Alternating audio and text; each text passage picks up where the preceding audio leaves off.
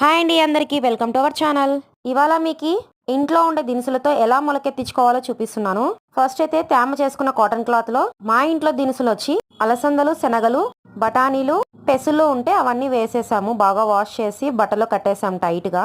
ఇప్పుడు ఒక పెద్ద బౌల్ తీసుకొని అందులోకి మనం టైట్ గా కట్టి పెట్టిన దినుసులని ముడి వేసినది కింద పక్కన పెట్టేసి పైన ఎలాంటి వెయిట్ అయినా పెట్టుకోవచ్చు. మా ఇంట్లో అయితే గుండ్రాయి లాగా రౌండ్ గా ఉండేది పెట్టేశాము.